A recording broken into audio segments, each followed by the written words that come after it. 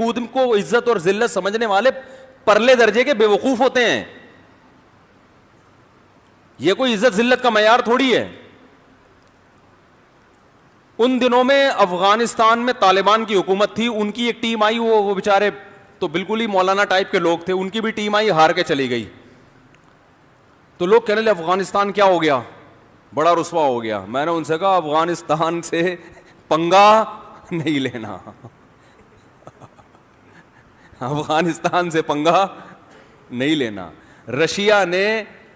Russia کی میرا خیال ہے کوئی کرکٹ ٹیم نہیں ہے, اگر ہوتی یا فٹ بال کی ٹیم بھی ہوتی, رشیا جب بھی افغانستان سے لڑواتا ہمیشہ رشیا جیتتا. رشیا نے غلطی یہ کی کہ اپنی سرخ فوج بھیج دی جو امریکہ کی ٹکر کی تھی. اس نے کہا افغانستان کے میدان میں بم کھیلیں گے ہم. آئی بات سمجھنے؟ اس میں پٹ کے واپس گیا کہ نہیں گیا؟ تو افغانوں کے لیے فخر کرنے کی چیز یہ نہیں ہے کہ ہم کرکٹ میں جیتے, ہم وہ یہ فخر کریں بھائی ہم نے رشیا کو شکست دی ہے, 16 لاکھ انسان کٹوا دیے, مگر روس کے تسلط کو برداشت نہیں کیا. یہ ہے عزت دار لوگوں کی نظر میں عزت. باقی ظاہر ہے جنہوں نے اپنی پرفارمنس کو جنگوں میں لگایا ہو وہ کرکٹ میں تو ہاریں گے, یہ ہارنا ان کی خوبی ہے. وہ فٹ بال میں بھی ہاریں گے, وہ کرکٹ میں بھی ہاریں گے, وہ والی بال میں بھی ہاریں گے, اس لیے کہ وہ سروں سے کھیلنا سیکھے ہیں. نہیں آ رہی بات, وہ سپر پاور سے کھیلنا سیکھے ہیں بھائی. آپ ان سے پھٹا کر کے دیکھو. آئی بات ہم بولے تم بھی کلاشن کوفے لے کر آؤ میدان میں, ہم بھی لے کر آئیں گے, دیکھتے ہیں کون جیتتا ہے. تو اس چیلنج کو دنیا قبول کرے گی نہیں. امریکہ نے کیا ہوا ہے, پریشان ہے کہ کیا کروں میں, کیسے نکلوں یہاں سے, کیا معاہدہ کروں. ہم تو چاہتے ہیں افغانستان میں امن ہو جائے, کوئی معاہدہ ہو جائے. ہم تو امریکہ کو پہلے بھی کہہ رہے تھے کہ نہیں جاؤ, ہم تو امریکہ کی خیر خواہی میں کہہ رہے ہیں. امریکہ بھی جاتے ہیں نا بیانات میرے, تو یہ ایسا نہ ہو امریکہ یہ سمجھے کہ میں امریکہ کے خلاف بیان کر رہا ہوں. ترس آتا ہے, اچھا نہیں لگتا. ٹھیک ہے کہ ایسے لوگ ہیں جو کھانے کو روٹی نہیں ہے, جن کے پاس پہننے کو کپڑا نہیں ہے, اور آپ 20 سال سے اس ملک میں گھاس کھانے کے علاوہ آپ کو کچھ بھی حاصل نہیں ہو رہا. تو بھائی نکلو, دوسروں کو بھی امن ملے گا, آپ کو بھی امن ملے گا. آپ سپر پاور ہو, آپ کیا کر رہے ہو یار, آپ کوئی دوسرے کام کرو جا کے. آپ اپنا سپر پاور ہونا ضائع کر رہے ہو. سوالیہ نشان بن گیا لوگوں کے, بھائی تم کیا کر رہے ہو, 20 سال میں تم کچھ نہیں کر سکے. تو اب نکلو, چاہے پتلی گلی سے نکلو, چوڑی گلی سے نکلو, لیکن اب جاؤ, ان کو بھی سکون لینے دو اور خود بھی کیا کرو. یہ نہیں حل ہونے والا مسئلہ افغانستان کا. کسی کے باپ, کسی ماں نے وہ بچہ جنا ہی نہیں ہے جو افغانستان کا مسئلہ طاقت کے زور سے حل کر کے دکھا دے. یہ ایسا ہوا ہی نہیں ہے.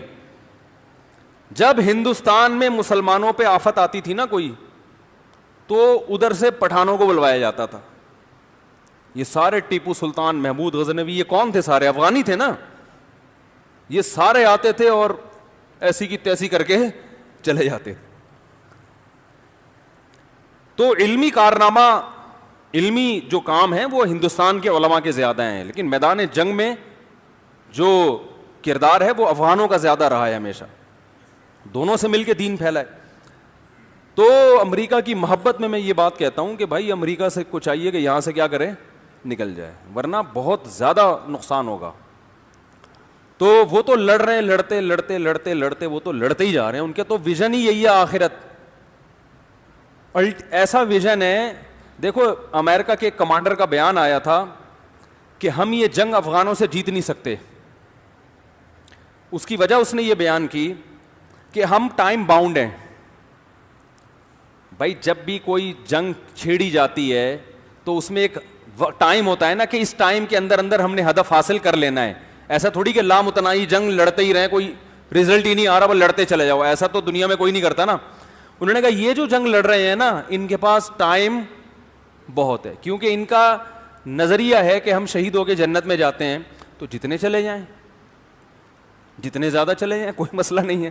ٹھیک ہے نا, آج نہیں جاتے کل چلے جائیں, کل نہیں تو 50 سال بعد چلے جائیں, ہم نہیں جا سکے تو ہماری نسلیں چلی جائیں.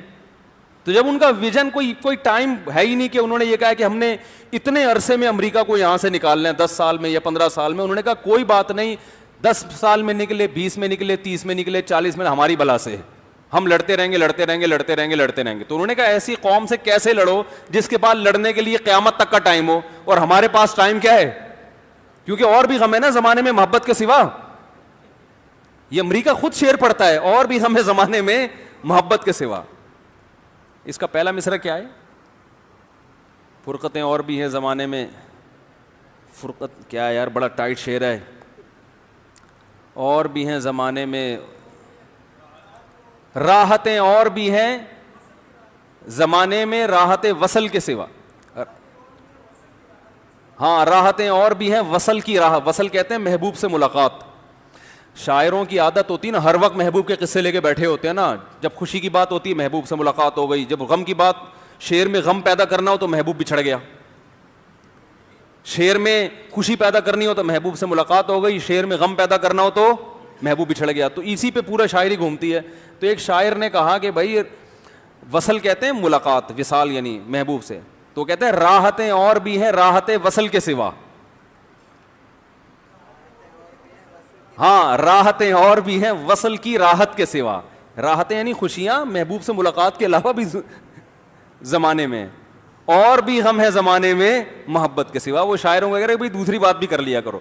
تو امریکہ بھی یہی کہہ رہا ہے کہ یار اور بھی غم ہے زمانے میں محبت کے سوا, یعنی محبت سے مراد وہ جو لڑائی ہو رہی ہے ہم نے اور بھی دنیا میں کام کرنے, یہی تھوڑی ہے. تو یہ تو اس وقت رشیا نے امریکہ کو کہا تھا کہ بھائی آپ آ رہے ہو اپنی مرضی سے آ رہے ہو, جاؤ گے اپنی مرضی سے نہیں, بڑی مصیبت بن گئی ہے.